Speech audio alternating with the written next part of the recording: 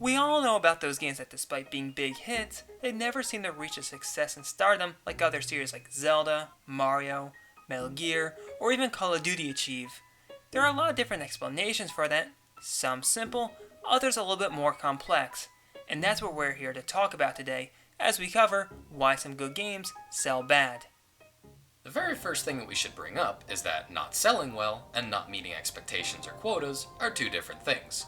Case in point, the reboot of Tomb Raider in 2013 sold over 3.4 million units worldwide. I know that sounds like a big number, and it certainly is, but it was expected to sell more, which frankly is a bit unrealistic even with the series being so well known.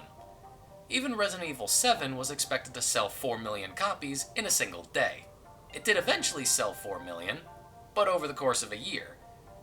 So sometimes companies overinflate their goals, like how EA called Dead Space 3 a failure because they couldn't sell enough copies. Although if you ask me, and many other gamers, there were other reasons why it failed. There are times where a game is a success, even a moderate one, but not nearly enough to recoup the losses spent on the making of it. Shenmue being the poster boy for this particular topic. Shenmue actually sold 1 million plus copies, but the budget for the game was between $47 and $70 million, which means the game needed to sell far more copies in order to break even. And unfortunately, being on a slowly dying console didn't help. The Dreamcast was already on its way out, and the second game only reached the US shores by means of the original Xbox. Companies and budget can be a big downfall to a game's success, which leads us to our next and probably biggest point, marketing. Every game's success hinges on whether it can sell itself to you, the consumer. We all know the methods: trailers, demos, posters, sometimes questionable ad campaigns. Oh, I remember those ads in Nintendo. But what constitutes bad marketing? There are a few examples, the most famous of which is Earthbound. This game stinks, Said the official Nintendo Power ads. Even the angry video game nerd did a few jokes on this because really, it was a joke. Granted, it was the 90s. Ren and Stimpy was super popular, so maybe that's what inspired these ads. But in hindsight, this was a terrible slogan for the game. But this is one reason Earthbound sold relatively poor. There's a few more that we'll touch on later. Misdirection is another marketing ploy used to hook people's attention. Remember when the NES was an entertainment system to try to avoid being directly called a video game system after the crash of '83? There's a fine art to misdirection. If you fail, you end up with brutal legend. Not saying it's a bad game, after all it's being featured in this video, but look at the advertising. It really makes the game look more action-oriented. It wasn't. It played closer to an RTS. Maybe not the worst example, but some people were expecting one thing and got something completely different. And I happen to be one of those people. Another example of misdirection is Phalanx. Look at that box. Like, what is this? The game is a shoot-'em-up like Gradius or R-Type. What's with Banjo Guy over here? Uh-oh. Turns out that was a deliberate move on the marketing staff to grab people's attention. Well, I guess it worked. We're talking about it right now. This was a bit of a risk because bad box art could easily turn people off from a game. That's marketing for you. Sometimes it sticks, sometimes it doesn't, and sometimes there's little to absolutely no marketing for something. Anybody remember Beyond Good and Evil?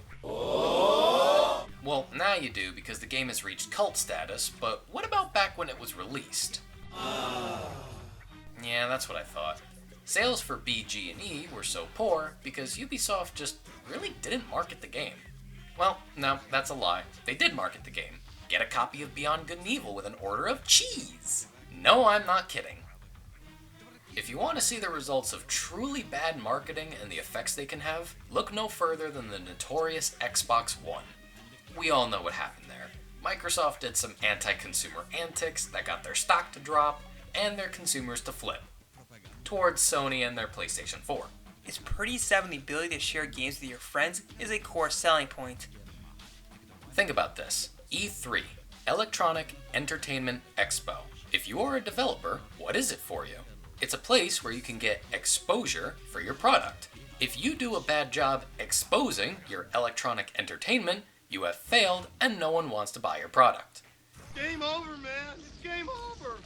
I know this has more to do with consoles than the games themselves, but as we saw with the Dreamcast and Shenmue, sometimes the two go hand in hand. Another factor in game sales is, well, the times. Technology is always moving on. People usually want what's new. Some games get left behind when the shiny new hardware gets rolled out or is about to be released. Maelstrom for the NES was given acclaim for being a fun platformer with an interesting gravity shifting mechanic, but its release date was February 1991. 6 months prior to the debut of the Super Nintendo in North America, plus the Sega Genesis had already been out for 2 years. And Felix the Cat had a similar fate. It was released a whole year after the Super Nintendo had been out. Super Mario World was already in the hands of gamers, so no one wanted poor Felix. I guess being on the front cover of Nintendo Power magazine only means so much. Sometimes games can be overshadowed by other, bigger games. Rayman Legends got delayed from its original release date of February 2013 as a Wii U exclusive to a multi-platform August release, only a few weeks away from rolling out the red carpet for Grand Theft Auto 5. To no one's surprise, GTA jacked all the attention. Our last example has to be Shantae. Again, how many people know about Shantae? Okay, how about the Game Boy Color game?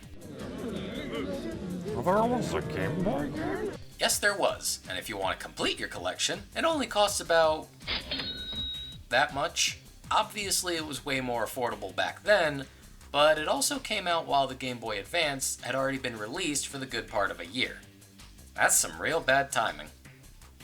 Though sometimes limited printed games are what companies do on purpose, the amply named limited run games that release once digital titles into a physical format.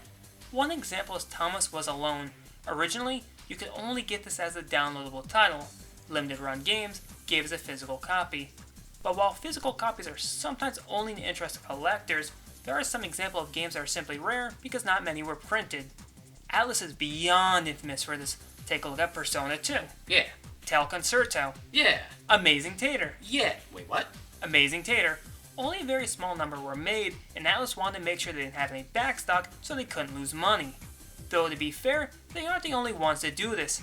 Gotcha Force by Capcom only had a small print, plus very little advertising was done for the game. Now granted, Capcom eventually reprinted more copies in 2012. In Japan, good luck finding a copy for under $100 in America. I got mine for only $9.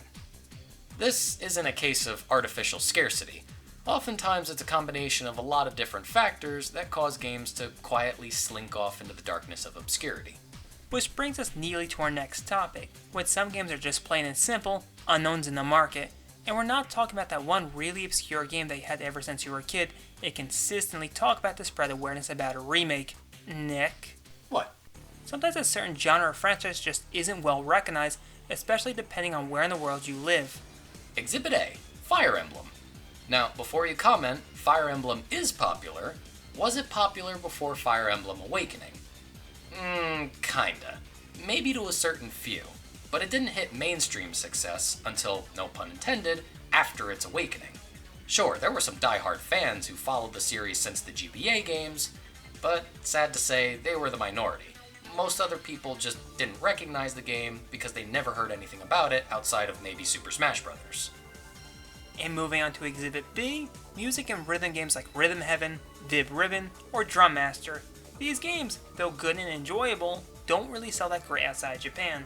But maybe that could be explained to the difference in culture. After all, the rhythm genre didn't really take off in the West until Guitar Hero came out. But that also spells a completely new problem in the world of video games: oversaturation. See, Guitar Hero was great, but then they had to spoil it with way too many sequels and spin-offs of varying quality.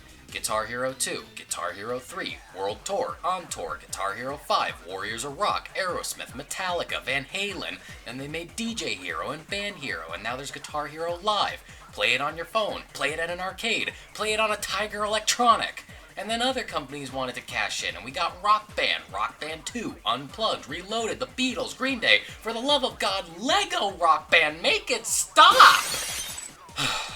Whether or not these games are good or bad isn't the problem. The problem is that they pretty much came out back to back for more than 6 years, killing the genre and people's interest in it.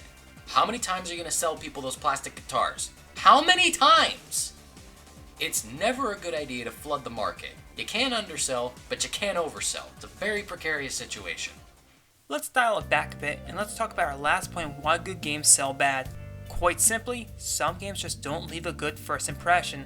Going back to Earthbound, this game was originally forgotten by gamers because, well, look at the competition at the time. We had Secret of Mana, Final Fantasy. Earthbound was just originally seen as being too average to stand out among the rest. Plus that price didn't help it much either. So what changed?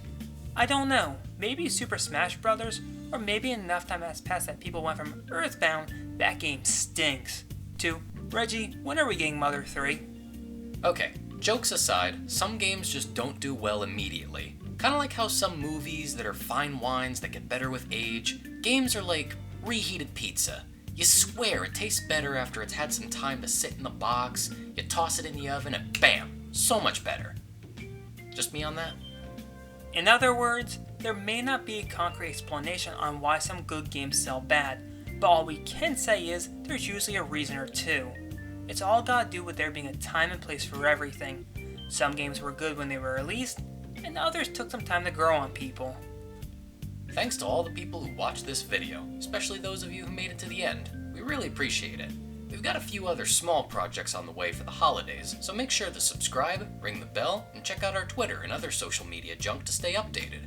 If you like this video, let us know. Comment down below which is your favorite forgotten game. We're curious to see. So until next time everyone, thanks for watching and take care.